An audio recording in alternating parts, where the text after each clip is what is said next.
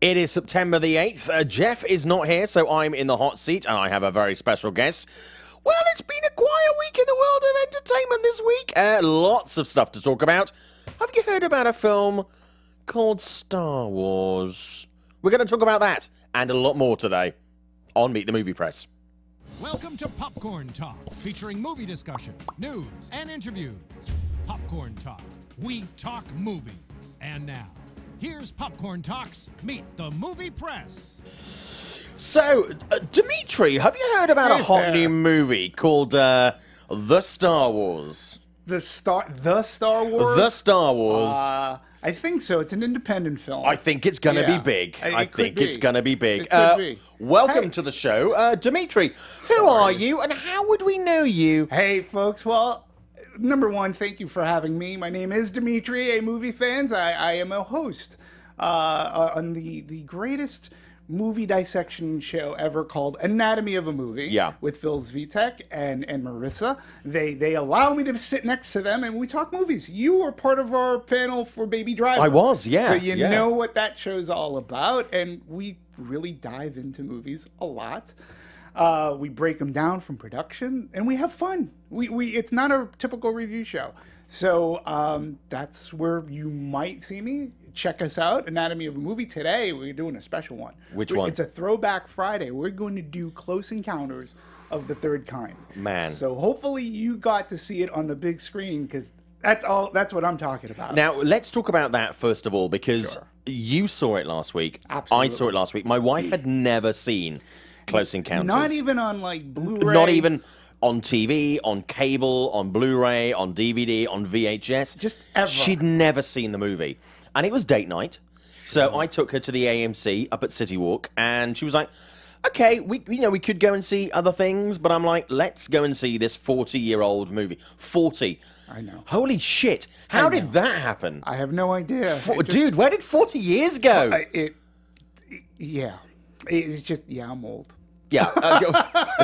Welcome to the club. It's just like 40 years that I would be talking about Close Encounters. But that film feels as fresh today as it did the first day I saw it.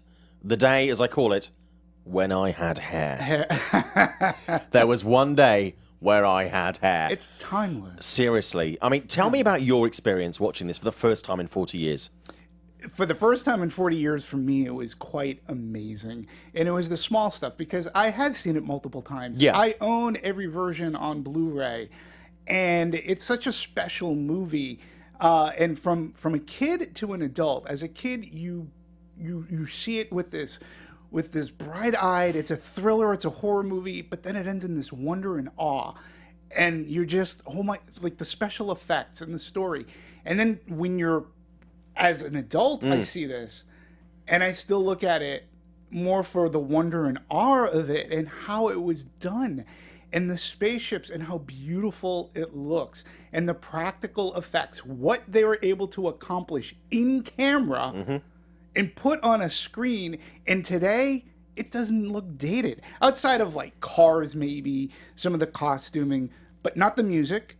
There's only one, like, there's a Boston, the group Boston song at the scene at McDonald's. That's the only thing, but nostalgia is so big today, and Boston is still played on the radio. It's timeless. Yeah. And thematically, I still think government cover-ups, that's what he based it on. It was Watergate. But we still, shouldn't we, it was the first movie of its kind to make us look up in the sky and wonder and not fear. And I know that we've sort of kind of gone back to that disaster movie kind of mentality, but I still love to look up at the sky and wonder. And is that the ISS satellite going by? I love that sort of thing. And for science speculation, it's just amazing, like, if that could happen. And then to know that later on in years he did E.T., which clearly was born of doing Close Encounters. You just go, its place in film history is very important, and it's timely. Well, in the chat, film nerd Jamie is saying that Close Encounters has kind of become a lost Spielberg blockbuster, and I think it has.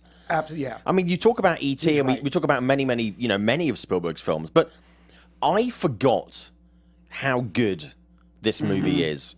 It's a great movie, and you talk about things, you know, feeling a bit dated, and the special effects now, being in the world that we are, you know, things have got upgraded, but very few films I watch, and they still have, the effects have the impact and the awe and the wonder and the little hairs.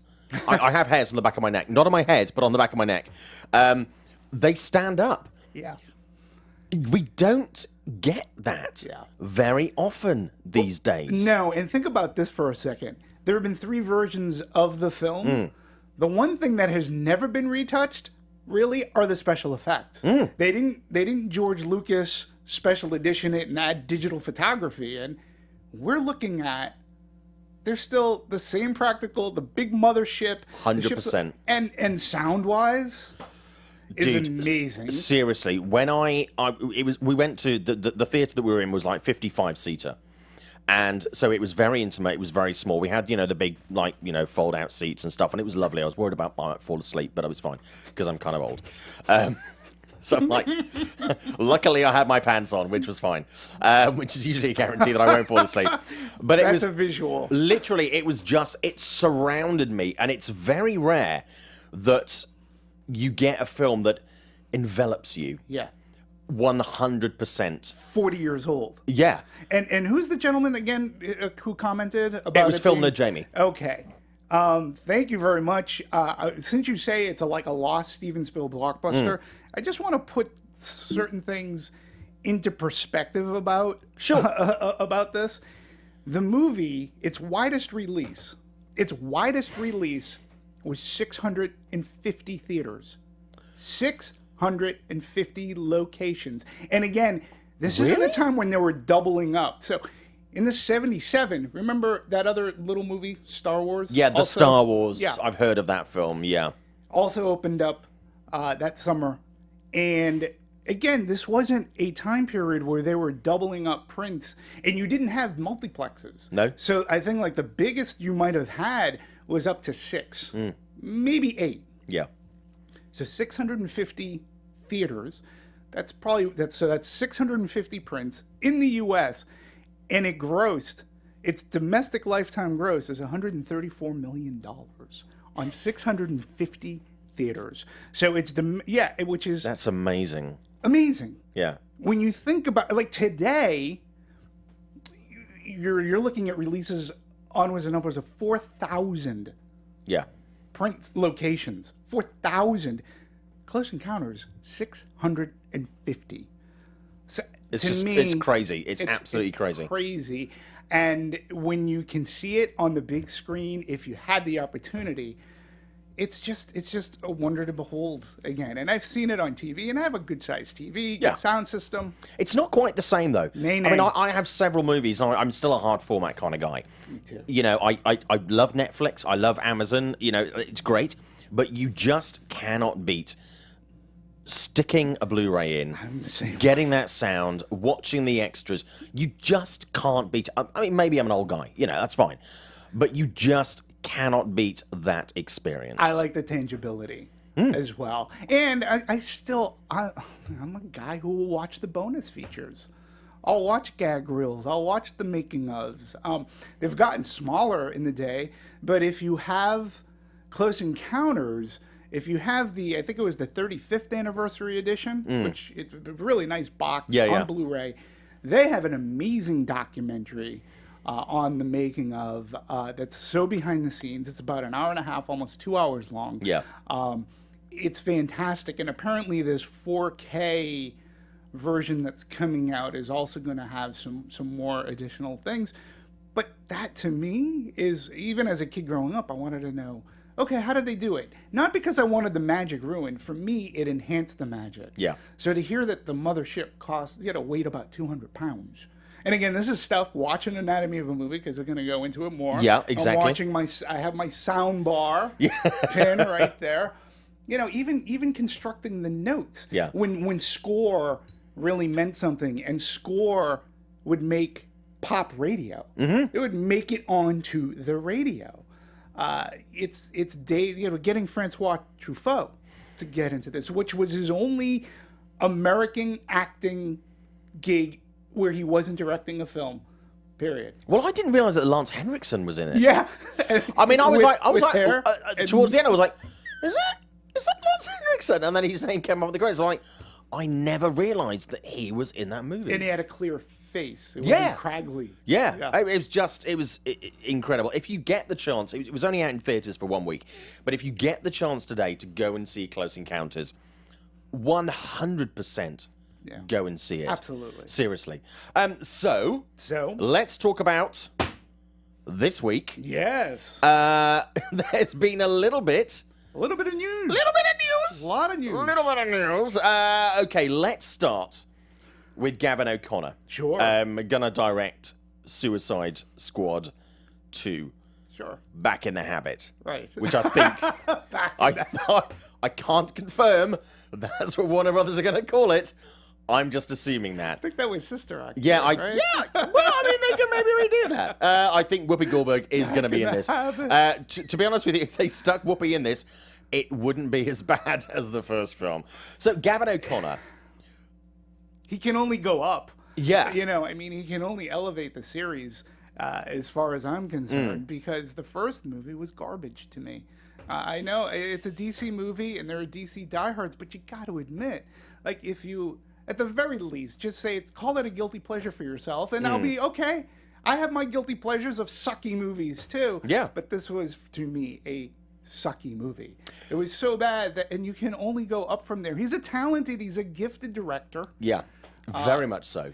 I would like to know if he's gonna have any input in writing, because that could elevate things too. But we're almost. You know, we're going to have Joker and Harley Quinn, I'm assuming, in it again, and then we get the Joker movie, then we get the origin story. And a little bit too much Joker, for my taste, I think, going on. But Gavin can only elevate the series. And it could be that rare instance where the sequel is better than the original. I don't think that's going to be hard, to be honest with you. I mean, Suicide Squad, I was very disappointed with as a movie. Me too. But I did enjoy it. You know, it was not a great movie. There were elements of it that I did genuinely enjoy. I just wish that, and it was kind of the way the film was portrayed, was having more Joker, more Harley Quinn. If it becomes that film where they become a dominant pairing, I would be okay with that. My problem with Gavin is the fact that some of the films he's done, his third act can suffer. A little. A little bit. Yeah. And so I would rather have someone who is, I mean, he's doing the movie, but someone who is more consistent. And I would rather bring down the first and second act and have the third act more consistent than have someone where the first and second act are up here and the third act is kind of below that. Yeah, I mean, I'll have faith because he's a good storyteller. Yeah. I think. Yeah. So he gets character. He does. Which is a big problem with Suicide Squad because a lot of the characters were on the screen, but they just didn't. They were just so dopey. They weren't full. No. They weren't full characters. And if they pare it down maybe a little, I don't know what they're going to do, but they can only go up. And if they go down, then forget it. DC has, let's be honest, they have an issue. Outside of Wonder Woman, which was their best Marvel movie, okay? They're listless. I keep on watching it again. I'll probably get jumped on, but that Justice League trailer, the trailer to me looks awful. And I know they're trying to throw like they're more Wonder Woman because of the success of the movie, but she ain't gonna save it. I'm sorry. No. And you can't. It's unfair for Wonder Woman, Gal Gadot, to save that movie.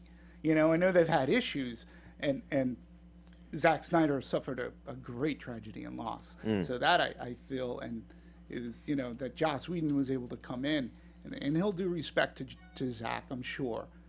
But even with that, it still looks like a mess. So DC has a problem. They need to really settle down and get more of a roadmap. Yeah. To do stuff and forget about all this strife about Ben Affleck. They don't need that. Do you know what? I don't think the movie-going public care that much about the stuff that we care about within the industry. Sure. I think sometimes we do live in an element of a bubble where we lose our shit over stuff, right? And we get excited about stuff. But not what I call normal people. They don't care. Yeah. I mean, it's funny. I was talking to friends online this week who were like, "When's It coming out?" Right. And this is a film that you and I have been like, and many other people have been ramping up for like months and months and months. But normal people, guy on the street, they don't know. They don't consume what we consume in the same way. But to your point, though, I'm gonna say those people who asked you about it, it's on their radar. Yeah. And that says something about the marketing of a horror movie. And you're right. But I always like an anatomy of a movie too. It's a show about movie fans because you were on it, right? Yeah. You're a big fan, right? 100%. And we're for movie fans. Yeah. And I think your show too is for like the people who come onto the show. They are looking forward to the news and for the discussion because that's one thing that us movie lovers love is the discussion of movies. And as a fan, you're right. The normal going public doesn't care, but the people who might be writing, they care. They have an opinion. They like or dislike or do this, and they want to know the news. They want to talk about Star Wars or Suicide Squad 2, and they know who Gavin O'Connor is. Your audience is into that. They get it. Yeah. And that's what makes talking about movies like so much fun. And it's like when the people who talk about football, which I just like, oh good God. I've heard of the football. It's like, yeah, it's like hey, look, I'm a Patriots fan. Right now they have the worst record in the NFL. But, you know, to hear all the analysis after and the analysis beforehand, well, that's what we do for movies. Yeah. But because we love it. And the people who watch us, it's because they love it. And we're lucky people to get to talk about this. Dude, every single day I realize how lucky I am. Let's talk about the chat. Sure. Zayas Luwop says, Suicide Squad made me mad because I love those Batman villains. Agreed, outside of Wonder Woman, they are struggling. I think that's an undeniable fact. Yeah. T. Grambo says, agree, Wonder Woman not going to save Justice League. Zayas again saying, they ought to use Wonder Woman as a guidebook. Zeno Aris saying, they should, 100%. Absolutely. I mean, that had everything that a DC movie should be, and full characters. Absolutely. And a good fucking story. Yeah, it's almost like let's look at a Marvel movie. How do they do? Like, why are they so good? Well, let's dissect. It has a beginning and a middle and an end. And characters that there I care you about. go. Yeah, and a little bit of humor and good acting. Ultimately, it's still a superhero movie. Yeah. But at this point, they got to make them just entertaining. Yeah. You know, and there's got to be some story because Wonder Woman is an origin story. And we've seen like a ton of origin stories, but it was done well. It was done with flair. And the people who were in it and people who contributed and were part of that process actually cared. Yeah. And it was the first movie that looked like a Marvel movie. And I was like, kudos. Well, Zeno Mao is saying the one thing that he hates the most in film news commentary is declaring a movie as good, bad, or a mess, etc., before actually seeing it. 100% accurate. However, you can get a feeling for a movie before you see it. And I hold my hands up 100%. I thought Guardians of the Galaxy was going to be a horrible, horrible idea. I thought it was going to be a disaster from production right through to audience anticipation. I was 100% wrong. It's one of my favorite Marvel movies of all time. I loved it as a movie and as a Marvel movie. Right. 100% hold my hands up. I was wrong with that one. But sometimes you can tell. You can. If something is not going to be the money. Yeah, and I'm sorry, who is that person again? Zeno Hour. Because Zeno Hour, you bring up a really good point. But Zeno Hour, you go to the movies a lot, I'm going to assume, right? Because you're watching the show. I know you go to the movies a lot. So when you see a trailer for any movie, right? And the first trailer comes out, and you sort of you look at it and you go, all right, might look cool, don't really know what it's about, but it's a teaser, so you forgive it. Yep. But then when they come out with the second trailer that's like almost 3 minutes long, and you're still not any more educated than you were the teaser trailer, that's sort of kind of an issue. Like, that's sort of a problem. And you're right, but I'm going into Justice League going, well, this sort of kind of looks like a mess. Even with Batman versus Superman, I knew watching the trailers, I had an idea as to what's going on, and that they were introducing Wonder Woman, that we had Doomsday, we had Lex Luthor, but I had an idea. Justice League, I have no idea. And the same with the Suicide Squad trailer. Yeah. Prior to that movie, okay, these are bad guys. What the hell's going on here? So when the marketing department can't piece together a trailer that has a through line to tell me sort of kind of what this movie's about, if they can't piece together something, and there's a problem somewhere. Well, right now, my biggest problem with Justice League is the fact that it seems like a fucking mixer with 20 minutes of ass kicking shoved on the end. Yeah. That's my biggest problem. Yeah. You know, it's a mingle, it's a get together. Right. It's like superhero fucking Bumble. Right. And if the movie ends up being good, Yeah. then I'll be the first one to say, oh my God, Yeah. thank you. Okay, 100%. you made a good movie. 100%. You mucked up the marketing. Yeah. You tricked me in the marketing. But if the movie ends up being good, I'll say, you know, I went into this with a very low expectation, and you know what? They raised the bar. They did a good job. And, you know, and I'm going to kudos. But I trust Gavin to have direction, to have character in this movie. I agree. Let's talk about another... Sure. The Star Wars. Sure. Let's talk about that. Big news this week. Obviously, Colin was going to direct Star Wars. Let me get the episode right. Episode 9. Yes. Episode 9. As a kid, 3 was like a big deal. 3 Star Wars movies. Now we're at 9. Not only does that make me feel old, but it also makes me feel kind of excited. Yeah. So Colin's off the project. People are saying that Rian Johnson may replace him. Ryan's not kind of come out either way. Right. For me, it wasn't a big surprise when Colin got ditched. From my point of view, from what I know from inside the Lucasfilm camp and from inside the Disney camp, I think Solo has given them a little bit of a wake-up call. I think they rested very happily on Force Awakens. I think they rested very happily on Rogue One, which turned out very well for them. A lot of people had problems. They do. Had a lot they of problems do on have that. problems They inside. had problems with that, and I think that those problems were a wake-up call, as you would say, to them about Rogue One. Because if anybody who's watched Anatomy knows, I have major problems with Rogue One. But I believe that from a direction standpoint, it just seems that they're having a hard time getting on the same page with those creative execs, or maybe with Kathleen Kennedy, or with, again, it's the idea of mapping things out. And for Han Solo, who's a beloved character, it's weird because you got to make the movie good. Because A, we know he's not going to die in this movie. Yeah. Because he hasn't met our heroes, right? Sure. So how do you make it exciting? Yeah. Right? And then what are you going to do? And how are you going to do this? And I remember I read the last name of the author is Daly, but he wrote a trilogy of Han Solo books, like Han Solo at Star's End. And as a kid, I loved those books because it was more Star Wars for me. And they were fun books. I just don't know what they're going to do here.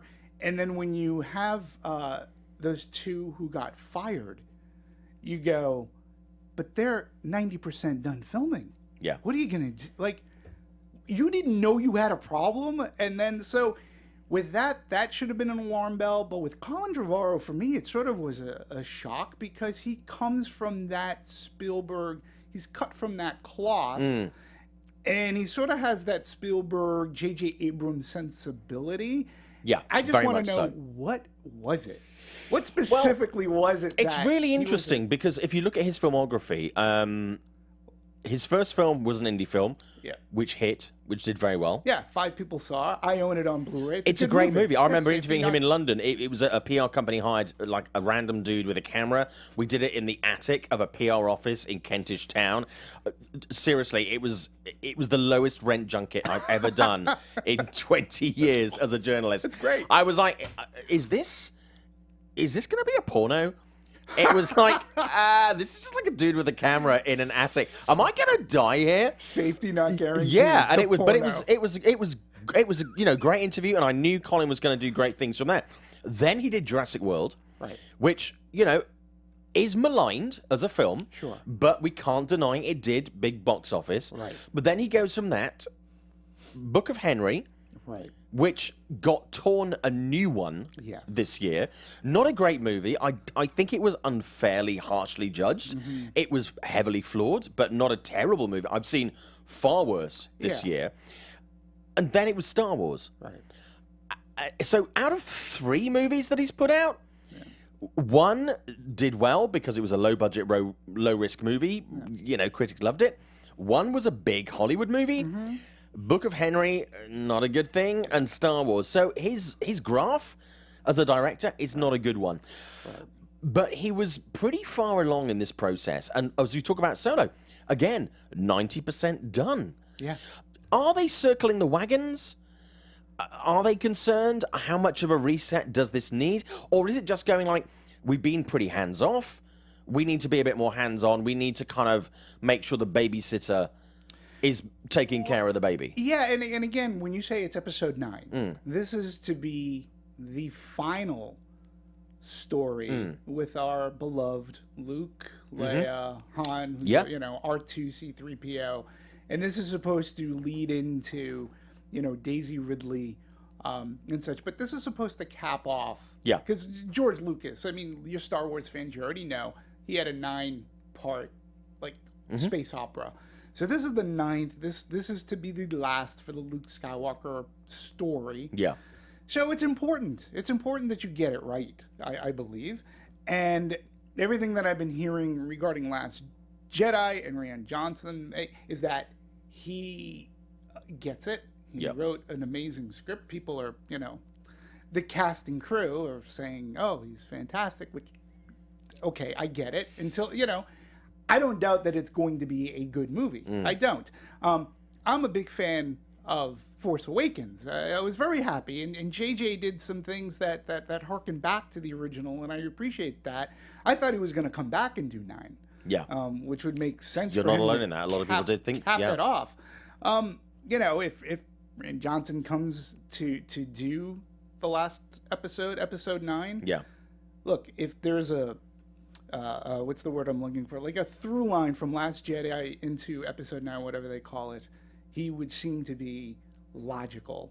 You know, why get different directors? But then again, our original trilogy, Lucas, Kirshner, Marquand, so we had 3 different directors for that original trilogy. Maybe that's what they're thinking going here. But Colin, at least, you do get the sense, whether you like Jurassic World or not, he was very, from a visual standpoint, like he could film an action scene. Yeah. He could make it look good. So it made sense to me, since he was in the J.J. Abrams and Steven Spielberg picked him for, you know, for Jurassic World. I'm a little bit shocked. I just want to know exactly what was it about his sensibilities that Kathleen Kennedy or somebody said, no, it's not gelling in this. It's not quite happening. Yeah, I don't know. So Okay, for me, it was a little bit of a shock. Let's take a pause. Dimitri, if Yeah. people want to follow you on Twitter, where can they find you? At DMovies1701. Okay. So I couldn't get B movie. So I just took the first initial of my name. Yeah. And a D movie is much lower than a B movie. Okay. And that's what I'm here. Yeah, hey, I'm a D movie. And 1701, that's a Star Trek reference because I'm a big Star Trek fan. Absolutely. In fact, by the way, I do love your picture on your Twitter profile, which is you as an action figure. It's me as an action figure. How did that I got. happen? It was at Comic-Con. Right. And they were doing 3D models. Sure. Little 3D things, and they had one of Star Trek Spock. And I was like, I had to do it. So I took 15, 20 minutes. They took a picture of me, and then they sent me an action figure. It's the best thing ever. Dude, that's awesome. It's my ugly face on an action figure. Not ugly, awesome. undiscovered. It's great. I prefer to refer to it as. Okay, let's very quickly in the middle of the show, let's rattle through a couple of sort of smaller stories from the week before we get to some of the big stuff again. Found out this week that Terminator 2 3D is going to close at Universal Studios Orlando. Already closed here in LA. It was replaced by the Minions the ride. 3D, right. Yeah. I was in Orlando recently, and I didn't do this ride. I was like, I think it's going to be here for like ever. It's dated, but I'm kind of sad. Yeah. That's going. Me too. I'm sad that it's gone over here. I mean, Yeah. from a business standpoint, I guess I understand. Minions are so popular. Again, the time in which it came out, Cameron was so involved. Yeah. Like, he's so involved with all of his stuff. Like, you know, you have Avatar Land, right? He's so involved with this. And when he filmed this in 3D, you know, With Arnie. with Arnold, With Ed Furlong. Yep, and they filmed it with his special effects, and it looked great. It was just a great sort of continuation ride of this, and it gave you a little more backstory into the Terminator thing, and it was just fun. I was talking to somebody who actually played the... isn't that special? The actress. Oh, the lady who lady introduces. Yeah, welcome to Cyberdyne Systems. Yeah. Nah, very nice. She has a catchphrase. Yeah. And I was like, that's so funny. It's so sad that it's closing down, and I'm assuming, what are they going to replace it with? Well, I don't know. I mean, that's the thing, but it's really funny. I always considered that to be the sequel to Terminator 2. Sure. Because as much as I love the Terminator franchise, the other films have been dog shit. Yeah. Nothing has matched Terminator 2. No. I mean, Terminator, amazing movie. Terminator 2, amazing movie. Better than Terminator 2? Better than Terminator? I think so. I think so. 3, Genesis, not good movies. This, to me, and I kind of feel like it's like taking the franchise, dipping it into that molten metal at the end of the movie, and we're just gonna get the theme park thumbs up. Yeah. And I'm sad. Yeah, about I'm sad too, because, you know, Universal too has done, at least out here in Hollywood. Yeah. They've gotten, this will be the third ride that they've deep sixed. The first one for me, because I always had it in my heart, I was a big fan of the E.T. ride. There, I said it. I love that. I love the E.T. My ride. wife had never done that. I took her on the E.T. ride. That's not a euphemism, by the way. I took my wife on the E.T. ride for the first time a couple of weeks ago. She'd never done it. It's cheesy as cheese. Yeah. But dude, I love You're that. on the bikes and you go through the forest. I mean, the shitty animatronics, in like the mannequins, it is, and the terrible planet, but I love it. Yeah, me too. You can't beat that. Yeah, and you really can't out beat here that. they replaced it with the Mummy roller coaster, which is fine. Yeah. And then they did the other one. They got rid of Back to the Future. Which What? I mean, I love Universal, and I have a great relationship with Universal. Yeah. I will never forgive Universal for replacing Back to the Future with The Simpsons. I go on that ride, I close my eyes, and I pretend I'm riding Back to the Future. It's exactly the same movement. It's exactly the same. It's just a different visual. It's like, you know, Gus Van Sant's Back to the Future. Right. You know, it's shot for shot, exactly the same ride. I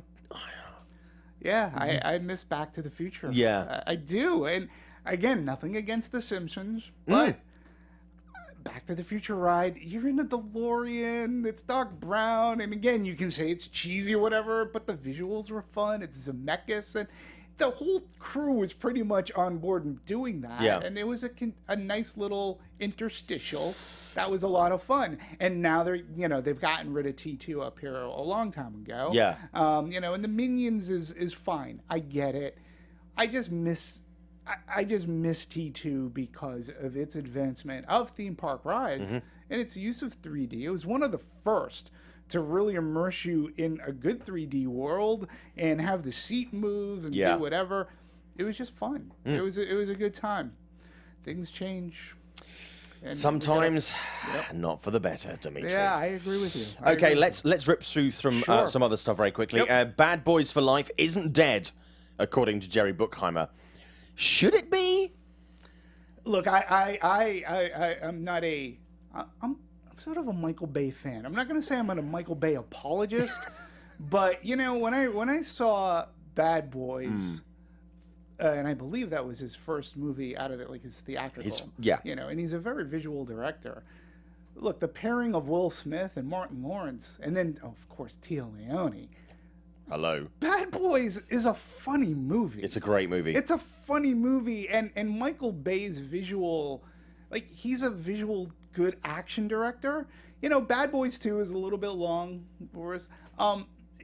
I wouldn't mind seeing Will Smith and Martin Lawrence together in those roles, but you got to make it work. Do you know what? I just want to see Will Smith in a good fucking movie. Well, there you go. Do you know what? I love Will Smith. Yeah. I've worked with Will a number of times. I just want to see him in a good movie. And I wouldn't mind him in a comedy. Yeah. You know, because he's Dude, funny. give him a good... He hasn't done a good drama in, like, 10 years. But that's all he's been doing outside of, like, Suicide Squad. I wouldn't mind seeing him Nobody's in a seeing the movies. Nobody's making them and nobody cares. I know. Film nerd Jamie is saying the Back to the Future ride will come back just like Captain EO did. Well, I hope you're right. I hope you're right. With less pedophiles. But the only difference between Captain EO and Back to the Future is that they would have to change. They would have to put those DeLorean cars back in, and that could be the Captain EO. It's just a theater, and you're just changing the movie. But it was fun to see Captain EO. I went to Florida to when they brought that back just to see it. I mean, whatever you think about Michael Jackson, you know. Not a normal guy. No. Captain EO is amazing. My one big Michael Jackson regret is the fact that Ghosts never got a big screen release. It was a short movie he made. Seriously, I would go and see Moonwalker with some of the shorts doing that beforehand. I would love to see Thriller. I'd see Bad. I'd see Captain EO, and I'd see Ghosts, and then I'd watch Moonwalker because Michael Jackson was a fuck up. There's no disputing that. Right. No disputing that. But creatively, he is one of the greatest cinematic minds that we lost. It never realized. And think about and much maligned. And think about though too, when Captain EO. Think about the people that he worked with. Okay, Coppola, Lucas, Scorsese, John Landis. Yeah. Like again, this is.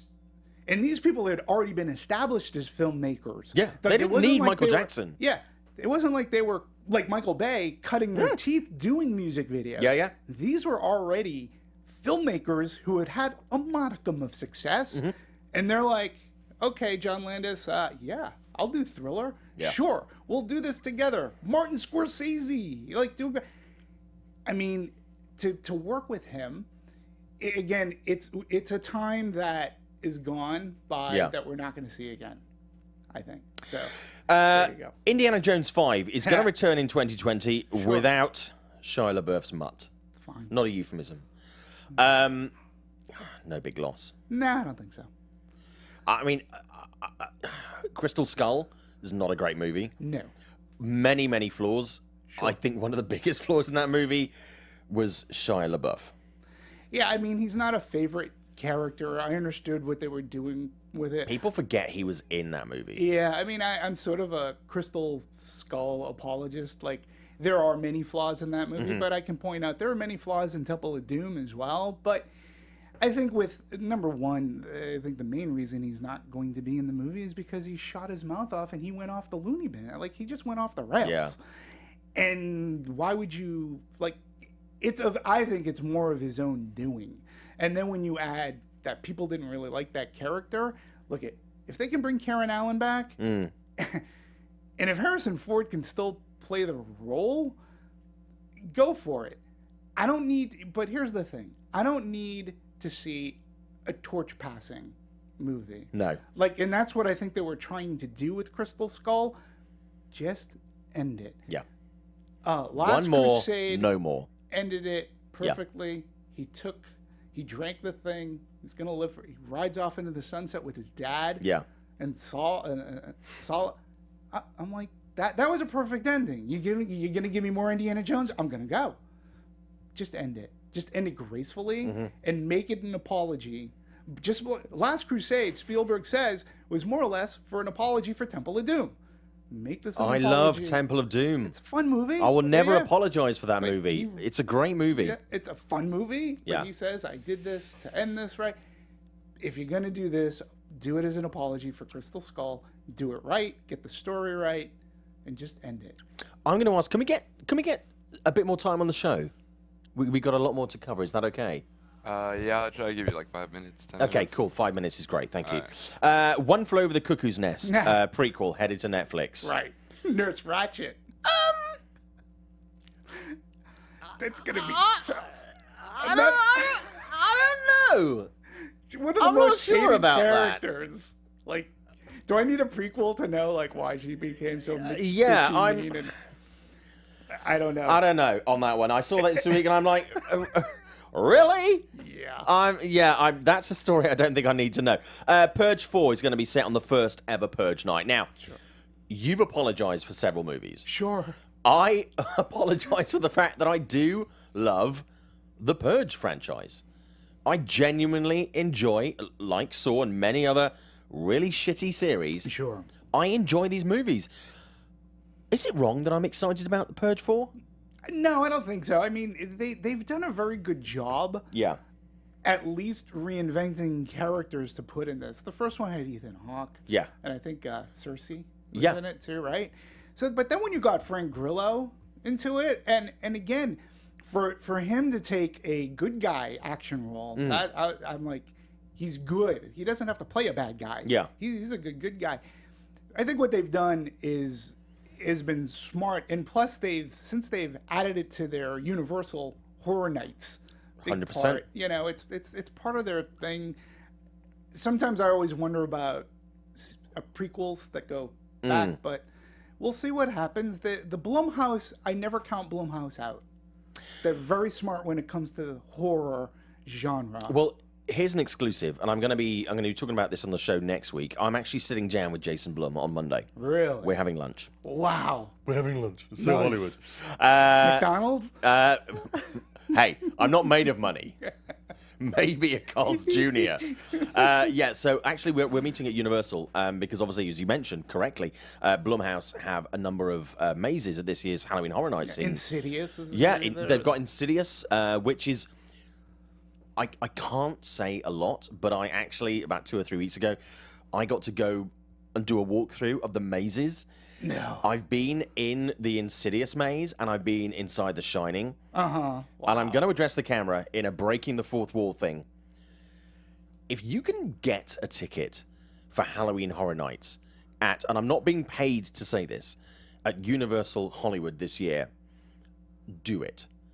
If you want to see some of the greatest horror characters of all time come to life and scare the living shit out of you, this is the year to do it. If you're not in America, if you live in the UK, if you live in Australia, buy a plane ticket, get here. Because this year is going to be perhaps the greatest year for Halloween Horror Nights. Yeah, they do it. It's seminal. They do it great. They do a great They job. do a great job and every single year, but this year, you think? I went to Orlando like many, many years, year after year after year. I'd fly in from the UK. Right. I would do it every single year for like 10 years. Yep. I did last year in Hollywood, and I enjoyed it. It was really, really good. Yeah. This year, Wild Dogs could not keep me away. Really? This is, for me, as a fan of the horror genre, Yep. it's my Christmas. It's my bloody, visceral, brain-eating, shit your pants Christmas. Well, it's amazing. I was at Scare LA, which is a small little horror convention about a month ago, and the designer of the mazes he headed a panel, and apparently they're doing Legends of Horror. Yeah. So they're going to do Freddy, Freddy Krueger, Jason Voorhees, and Leatherface. Yeah. And Chucky's going to be in there as well. And Chucky. Yeah. It's the And Titans of Terror, they're calling The it. Titans of Terror, but I was like, hey, I saw the gentleman after, and I was like, dude, past couple of years you've been doing Halloween mazes. How's Michael Myers not a Titan of Horror? Titan of Terror? And he's like, he couldn't come out and play this year. I said, what? And he went on to say that... This is John Murdy. I believe the creative director. Yeah. Yeah, right, yeah. And he did a great panel, talked about his job, and gave us, some behind-the-scene footage. But he said, because the new movie that's being worked on, they wouldn't let him in. And I'm like going, that's just silly, because Halloween's my favorite horror movie. And a few years back, they did the Myers house, which... But that was last year. Like, they basically I got thought they did Halloween the 2. hospital, yeah. Yeah. Or, it was Halloween 2 and Halloween 4. Okay. I think they kind of combined Okay. with that. But the Myers house was amazing. And again, being a Michael Myers fan, I just went in, came around, went right back up front again. And so I'm a little bit bummed that Michael Myers isn't part of the Titans of Terror, because I love all those I'm just pleased that monsters, and I Chucky's can't in wait. there. And Chucky's Chucky- getting recognition. I guess he's going to be driving a tram too. He's going to be part of the tram ride. Well, I'm hoping so. I mean, I have a professional relationship with Eli Roth, and I think he did a great job last year. I cannot wait to see the Titans of Terror, because they're doing a maze with the Titans of Terror, and then they're doing the tram tour. Yeah. Yeah, I'm looking forward. Next Friday night, I'm going to the launch of Halloween Horror Oh, Nights. okay. And I cannot wait Yeah. to do I that. always, when I go... Oh, by I the way, always- the guest list for that, Really? holy shit, Really? is amazing. Look at you. Yeah. Look at you. I'll be, Mr. Fancy Pants. I'll be in my backyard. I'll send you having a texts. It's fine. cigar. Yeah, please. Okay. No, but I do want to say, and if you do it, it's Yeah. the front of the line badge. Is, Buy it. Yeah. Seriously. So worth it, so. You will not regret. It's not cheap. It is No. not cheap, but you will not regret that. Since you go ahead. Let's rip through some other stuff very Yeah. quickly. More Pirates of the Caribbean movies, good or bad? Meh. You know, I didn't hate the last one. The ending of the last one saved it for me. Yeah. Because you had Keira Knightley showed up. Yeah. And that, to me, made the movie. If you can get the original Troika, if you can get Depp, Knightley, and Bloom back in one way, shape, or form, get some good solid writing. Try not to make it kid it down, Yeah. or child it down. I'm not opposed. I'm a big fan. I'm a big Disney fan. I enjoyed the last And movie more than I enjoyed was the previous two Fun. Yeah, Pirates I movies. thought it was fun. Yeah. You know, I don't mind if they do it. Just do it right. And again, I think that's a series where maybe they should just do one more, say goodbye. Drew Goddard gonna direct and write X-Force. Sure. Now, I spoke to Jeff about this last week. Cabin in the Woods, love that movie. I'm good with this. He's a good writer. You know, he Yeah, gets it. He's characters worked are with good. Joss Whedon. I Yeah. mean, he's well, why not? I'm good with it too. And X-Men needs a kick in the ass. It does. It does as a franchise.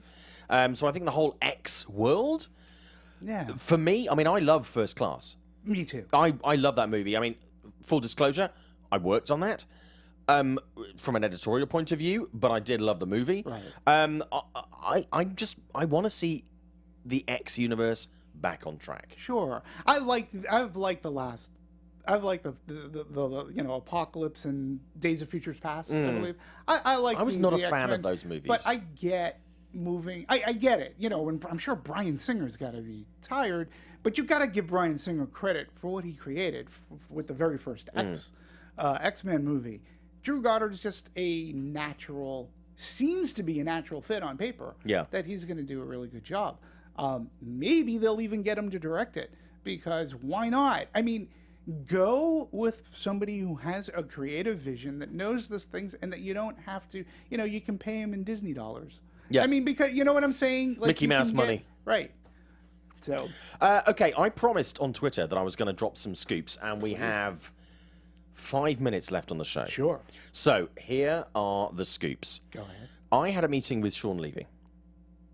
You will know him from such movies as Night at the Museum, Right. Date Night, you know, Arrival, and also a little television show called Stranger Things. Sure. By the way, Stranger Things, it's looking like for either end of season 2 or season 3, is going to be appearing on the big screen.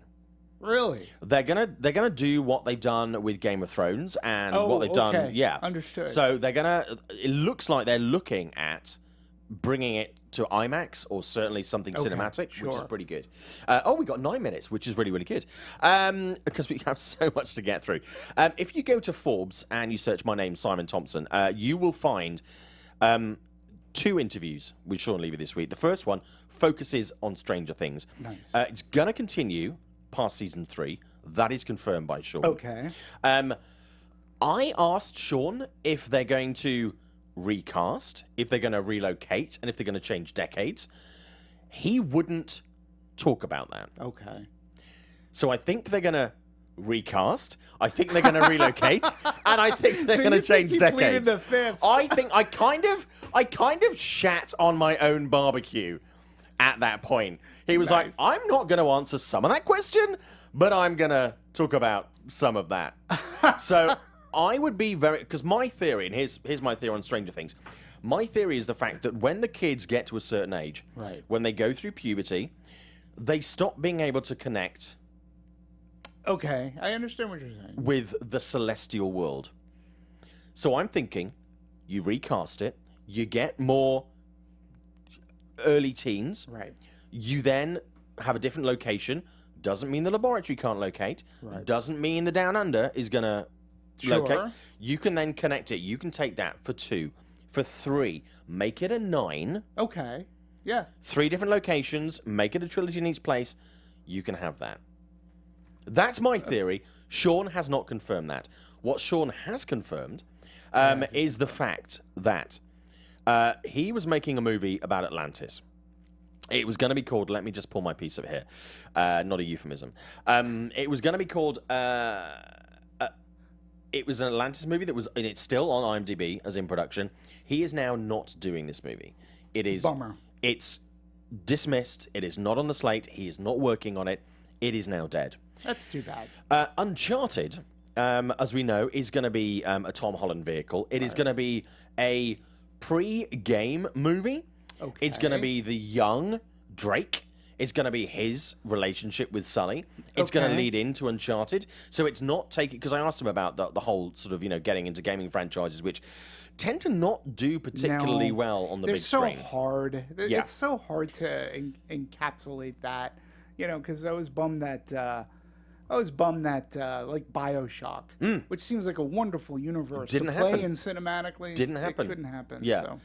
So the Atlantis movie is officially kaput, and you can get, if you want exact quotes from I know a lot of media watch this show. If you want exact quotes, you can go to my pieces on Forbes to get those. But also, and here's the real exclusive, Sean and Edgar Wright are currently in discussions to work on a project together. A film or television or Netflix? He wouldn't specify. Okay. Now, the way that I found out about this was I've had discussions with Sean in interviews many times over the years, and the same with Edgar. At the Vanity Fair, after Oscar's party, Sean came out of the party, and I was working the red carpet, and shouted to Edgar, "Let's have lunch. Okay. We have something to talk about." That was in February. Since then, Sean and Edgar have been having a constant dialogue. They've been having lunch still. They've been having lunch. That's a long lunch. That's a long lunch. It's a long lunch. Who picks up the tab? Not me. Fill it off to a which is studio. fine. I'm okay with that. But yeah, so Sean Levy and Edgar Wright are currently discussing working on a project together. Sean is a big fan of Baby Driver. He's been a big fan of Edgar's work for many years. As are we here. Absolutely. Maybe it's One the of Baby my Driver's- favorite movies of the year. Same here. But I think that could be something really quite special. Could be. Yeah, Could be I agree. very special. I agree. That's something. I get kind of excited about projects, but that I would love to see. So he hasn't said what it is, but yeah, they are looking at working together, which is amazing. That's so Atlantis fun. 7 is the movie that Sean is now no longer No working longer on. working. Quote unquote, not anymore. It's off the table. I don't even remember what it was. It was an Atlantis movie, long gone. So Atlantis 7 Is lost still. is lost. Still. It's so underwater. So- it's awful. Okay, so let's talk about a few other things. It Sure. comes out this week. Absolutely. You saw it. I saw did. it. Absolutely. It's going to do amazingly at the box office. It was tracking for 50 million. Right. It's looking like it could do 60, potentially 65. Yep. It's going to be one of the biggest openings for September. Sure. I mean, Full stop. Yep. But I think it's stands to be one of the biggest openings of the year. yeah. What do you think about it? Well, number one, I think Marvel did, not Marvel, Warner Brothers did an amazing job marketing this movie. And they've picked a release date. We are literally in the desert right now as far as movies. Yeah. Okay. I mean, we're talking Close Encounters. Not that I have a problem talking Close Encounters, but nothing really has come out. No. within the past couple of weeks. Usually, even on Labor Day, that used to be a popular time to drop a B horror type movie out. So it's got no competition. The only thing I see sort of kind of dinging it maybe a little is we have the hurricanes going on. So that's in the news. Miami, Well, a lot of movie theaters in Florida have closed. actually shut down. Yep. They've closed so, them. Your top 3 chains, they won't be doing business. That'll hurt a little. Also, you have to take into consideration it's football Sunday, first thing, and that actually dings into box office. It cuts in. Like that Sunday drop is a little bit higher than what it would normally be because everybody's watching football. Yeah. It's the first, outside of last night's game, it's the first football Sunday. So this is a rated R movie, albeit it's very good. I do agree that it could potentially do 60. And I think that Warner Brothers marketed it. They marketed it to everybody, and I think it's a safe horror movie. And what that means is you'll get people who don't normally go to horror movies are going to go see it. Yeah. Because of either the familiarity with the novel, the books, the marketing that they've done, the clown, Pennywise.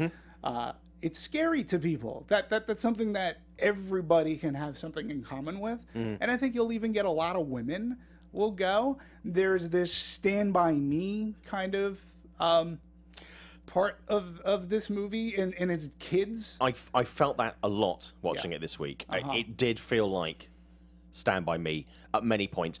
For me, with the movie, it's not the best horror movie of the year. As a horror movie, I think I probably enjoyed Annabelle Creation. I was thinking that a lot more. Yeah. The scares are good when they come, but for me, with it, I was not expecting the humor, and I was not expecting the characterization that we get. It's very rarely that we get young people. Sound like an old guy. I am an old guy. Me too. That are good. Yeah. And this, it delivered in ways that I was not expecting and ways that I kind of expected it to. As a horror film, it is not the scariest horror film. No. When it scares good. Agreed, and that's why I think it's a safe horror movie. Yeah. You can get people, like I said, who are not privy to go because their predilection is not to go to horror movies. They don't like them, but this one I think that they can go to because they'll like the characters. 100%. And you mentioned Annabelle. We're lucky as horror fans, I think, because we've had really good directors. Yeah. Like who have delivered practical effects in camera. They work with good cinematographers.